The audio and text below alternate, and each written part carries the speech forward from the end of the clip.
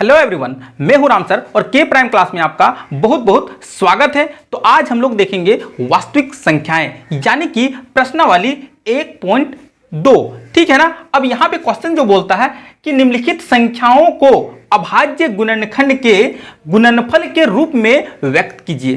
कहने का मतलब है कि जो संख्या मेरा दिया हुआ है ना, उसे अभाज्य संख्याओं से विभाजित करने के बाद उन संख्याओं को जब गुणा के रूप में लिखते हैं तब उसको हम लोग बोलते हैं अभाज्य गुणनखंड, है कि नहीं। और सबसे पहले की बात कि अभाज्य संख्याएं क्या होती है। सर, अभाज्य संख्याएं जो होती है जो एक और अपने अलावा किसी दूसरे संख्या से नहीं कटना चाहिए, नहीं विभाजित होना चाहिए। तो अभाज्य संख्या हो जाएगा 2 और क्या हो जाएगा 3, 5, 7, 11, 13, 17, 19, है ना। 20 तक अभाज्य संख्या, यहां 19 तक हमने लिख दिया है। और इन्हीं सब संख्याओं से जो दिया गया संख्या है उसको हम लोगों को विभाजित करना है, यानी कि काटना है, भाग देना है। ठीक है, तो चलिए हम लोग प्रश्न को सीधे सॉल्व करते हैं। और जो मेरा 4 और 5 जो प्रश्न है बहुत ही ज्यादा इंपॉर्टेंट है, क्योंकि कंफ्यूज्ड स्टूडेंट्स यही होता है। ठीक है ना। चलो तब सबसे पहला प्रश्न सर 140 का हमको क्या निकालना है, अभाज्य गुणनखंड। मतलब 140 लिख देना है और इस तरह से आप लोगों को साइन दे देना है।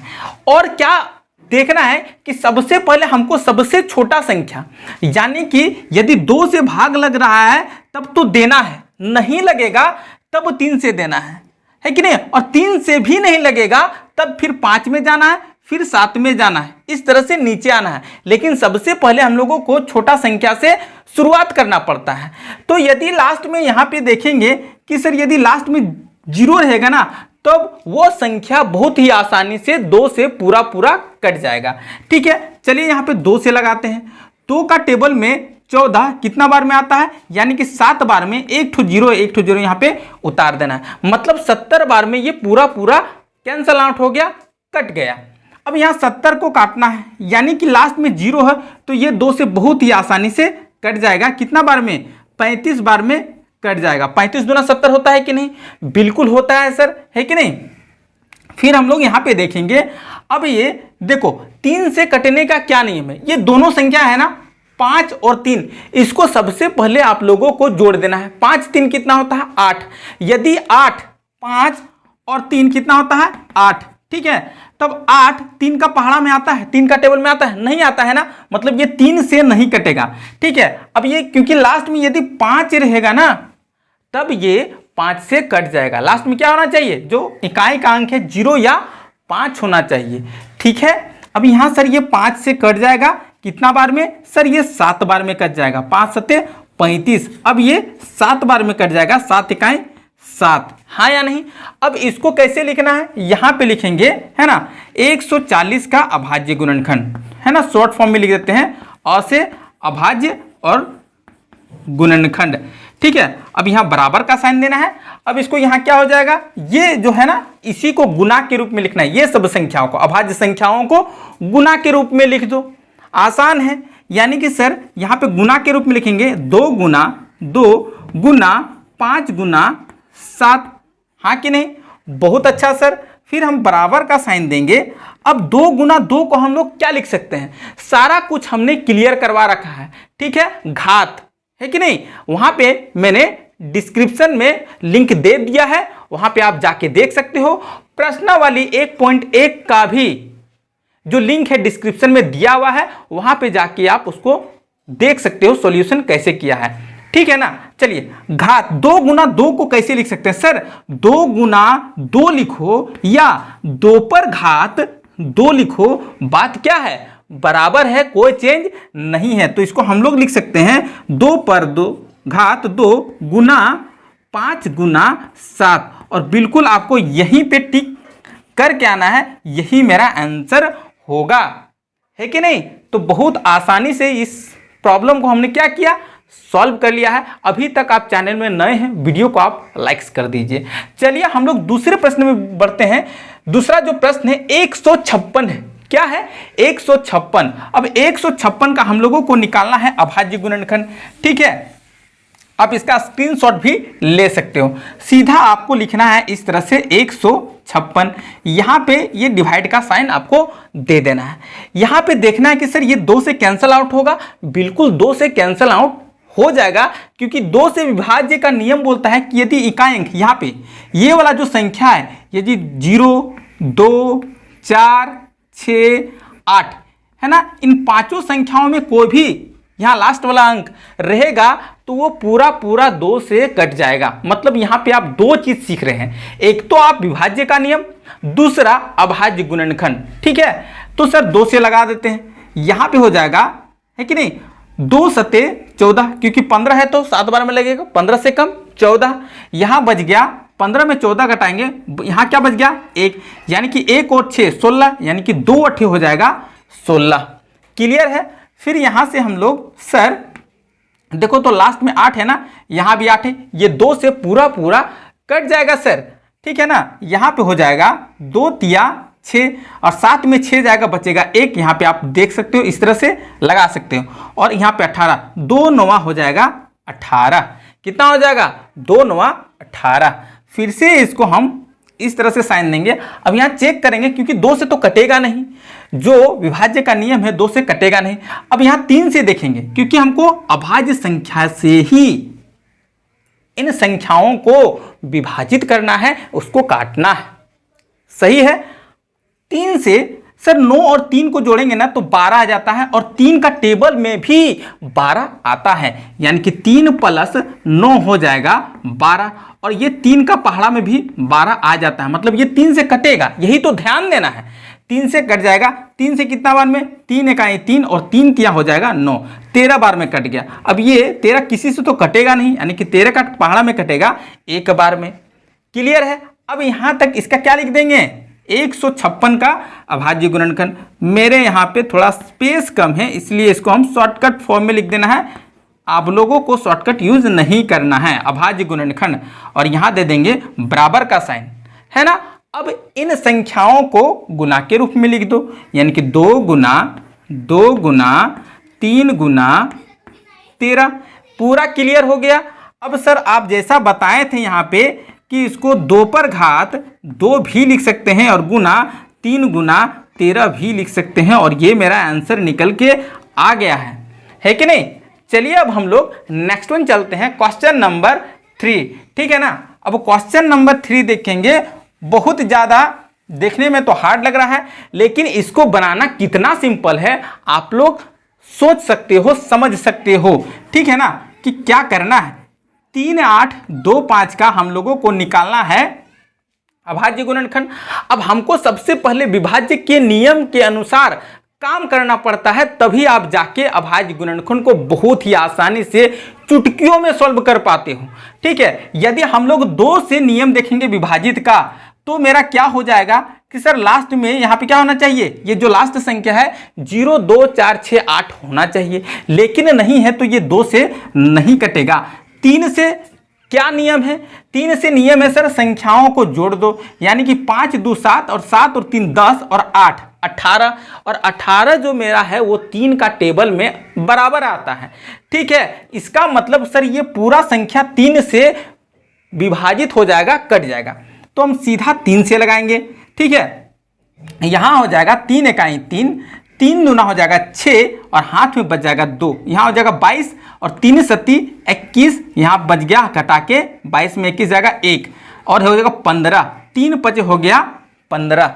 आसान। ठीक है। अब आगे चलेंगे। क्या सर फिर से ये 3 से कर सकता है, फिर से इन्हीं संख्याओं को जोड़ना है। 7 5 12 और 1 13 और 2 15। मतलब बहुत ही आसानी से हम लोग सीख गए हैं कि कैसे 3 से काटना है। 3 चौक 12, 3 दूना 6, हाथ में 1, और 3 5 हो जाएगा 15, है कि नहीं। चलो अब हमको यहाँ पे देखना है कि क्या सर ये 3 से कटेगा। फिर से संख्याओं को जोड़ो ना, 5 और 2 7 और 4 11, 11 3 का टेबल में नहीं आता है, मतलब ये 3 से अब नहीं कटेगा। अब नीचे जाना पड़ेगा, क्योंकि लास्ट में 0 और 5 है, इसका मतलब लास्ट में ये संख्या ये 5 से पूरा पूरा कट जाएगा। ये 5 के विभाज्य का नियम है सर। 5 से काटेंगे हो जाएगा 5 8 40, हाथ में क्या बच गया 2, 42 में 40 घट जाता है, कितना बचेगा? 2 ही ना बचेगा। अब यहाँ उतर जाएगा 5। अब यहाँ पे फिर से 5 से हम लोग भागा देंगे, कितना बार में? 17 × 5 = 85, 17 बार में पूरा पूरा कट जाता है, ठीक है ना। अब यहाँ पे 17 से करेंगे, 17 एकाई 17। तो इस तरह से हमने इस पूरे संख्याओं को अभाज्य गुणनखंड कर दिया है। अब इसका हम लोग लिखेंगे, क्या लिखेंगे? 3825 यानी कि 3825 का अभाज्य गुणनखंड है कि नहीं। सिंपल अ से अभाज्य गुणनखंड बराबर, अब इन संख्याओं को लिख दो, 3 गुना 5 गुना 5 गुना 17। हाँ या नहीं? बिल्कुल हाँ है सर। और ये 3 2 3 है, 2 ठो 5 है, तो इसको हमको गुणनखंड के रूप में लिखना है, यानी कि 3 पर पावर 2 गुना 5 पर घात 2 गुना 17, यानी कि ये मेरा जो आंसर निकल कर आ गया है कि नहीं। चलिए अब हम सीधा क्वेश्चन नंबर किसको सॉल्व करेंगे? 4 को सॉल्व करना है, और बहुत ही आसान वे में सिर्फ हम लोग विभाज्य के नियम से सॉल्व कर देंगे, ठीक है ना। क्वेश्चन नंबर जो मेरा 4 है ना, वो क्या है? देखो तो यहाँ पे 5005, ये मेरा क्वेश्चन नंबर 4 है। अब हमको देखना है कि क्या इन अभाज्य संख्याओं में सबसे पहले किससे लगता है, ठीक है। तो क्या ये 2 से पूरा पूरा विभाजित होता है? ये सर 2 से पूरा पूरा विभाजित नहीं होगा, क्योंकि जो मेरा लास्ट वाला अंक है उसमें 0 2 4 6 8 नहीं है सर। 3 से हम लोग चेक करेंगे, 3 से तो क्या होगा? 5 और 5 को जोड़ देंगे, हो जाएगा 10, जो कि 3 का पहाड़ा में नहीं आता है, मतलब कि 3 से भी ये नहीं कटेगा। चलिए हम लोग 5 से देखते हैं। बिल्कुल ये 5 से कट जाएगा, क्योंकि लास्ट अंक मेरा क्या होना चाहिए? 0 और 5 होना चाहिए, तब जाके ये पूरा पूरा संख्या 5 से कट जाएगा। तो सीधे आपको 5 से भाग लगा देना है। यहाँ पे हो जाएगा 5 एकाई 5, 0 है 0 उतार दो, 0 है 0 उतार दो, और 5 एकाई 5, ठीक है। अब देखो तो जरा, क्या ये संख्या किससे विभाजित होगा? बिल्कुल सर, आपको इन प्रश्नों को 2 से 3 टाइम्स तक प्रैक्टिस करना है, और एग्जाम के समय पूरा पूरा कॉन्सेप्ट क्लियर करके जाना है, याद रख के जाना है। सर अब ये ना सीधा देख लो भाई, 7 से, ठीक है, 7 से ये पूरा पूरा विभाजित हो जाएगा, आपको याद रखने की जरूरत है। तो 7 एकाई 7, हाथ में क्या बच गया? 3, 30 हो गया, 7 चौक हो जाएगा 28, है ना। अब यहाँ पे 2 और 7 तिया 21, मतलब 143 बार में पूरा पूरा मेरा संख्या कट गया है, विभाजित हो गया है। फिर से हम लोग नेक्स्ट वन जाएंगे, तो ये किससे लगेगा? बिल्कुल ये इसके अगले वाला अभाज्य संख्या से विभाजित हो जाएगा, बहुत आसानी से याद हो जाएगा। 5 के बाद 7 से लगाना है, 7 के बाद 11 से लगाना है। 11 बार में कितना बार में कटेगा? 11 इकाई 11, 14 में 11 बच जाएगा, 3 बच जाएगा 33, यानी कि 11 तिया हो जाएगा 33। और फिर 11 से किससे लगा देना है? 13 से। 13 का पहाड़ा में कितना बार में? सर 1 बार में आता है, यानी कि 5005 का शॉर्ट फॉर्म में लिख देंगे अभाज्य गुणनखंड। क्या होगा? यहाँ हो जाएगा 5 गुना 7 गुना 11 गुना 13। तो बहुत आसानी से इन प्रश्नों का उत्तर आ जा रहा है, और आप एक बार प्रैक्टिस करोगे, सिर्फ आपको याद रखना है 5 से जैसे लेगा 7 11 13, एक के बाद एक जो अभाज्य संख्या है उस पर लगाते जाना है।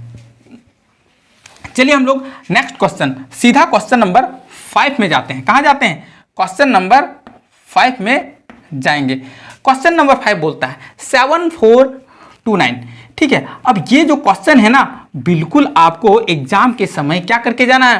पूरा प्रिपेयर्ड होके जाना है। कम से कम 10 से 15 बार आप प्रैक्टिस कर लो, ठीक है। सबसे पहले ये जो लगेगा ना, सीधा सीधा आपको 17 से ये पूरा पूरा कट जाएगा, 17 से पूरा पूरा कट जाएगा। अब यहाँ पे लिखो तो 2 संख्या लेंगे, 17 चौक 68 होता है। 17 चौक कितना होता है? 68। अब 74 में 68 घटा देंगे, कितना बचेगा? 6, और ये 2 उतर जाता है, यानी कि अब 17 या 51 3 बार में यहाँ लगेगा, ठीक है। यहाँ 51 लगा देंगे, 2 में 1 जाएगा 1, और 6 में 5 जाएगा 1। अब जो मेरा 9 है वो उतर जाएगा, और 17 का पहाड़ा में 119 कितना बार में आता है? तो आप लोगों को पता होना चाहिए कि ये सर 7 बार में आता है, ठीक है। 7 बार में मेरा आ जाता है। इस तरह से 437 बार में मेरा जो संख्या है पूरा पूरा कैंसल आउट हो गया। अब उसके बाद आपको क्या करना है, उसके बाद तुरंत एक नेक्स्ट अभाज्य संख्या, आपको स्टार्टिंग कहां से करना है, 17 से करना है, इस बात को ध्यान में रख लो। तुरंत फिर उसके बाद जो अभाज्य संख्या होता है 17 के बाद सर 19 होता है, आपको 19 से लगा देना है। ठीक है, 19 दूना 38, यहाँ 2 बार में लगेगा, और 43 में 38 माइनस कर देंगे, कितना बचेगा, 13 में 8 जाएगा 5, यहाँ कैंसल आउट, यहाँ पे हो जाएगा 57, और 19 तिया 57, यानी कि 23 बार में ये पूरा कैंसल आउट हो गया। और 17, 19 उसके बाद जो मेरा अभाज्य संख्या होता है वो 23 ही होता है। बहुत ही आसान है सर, बहुत ही आसान, आपको सिर्फ प्रैक्टिस का है ना जरूरत है, और उसी से कमाल हो जाएगा।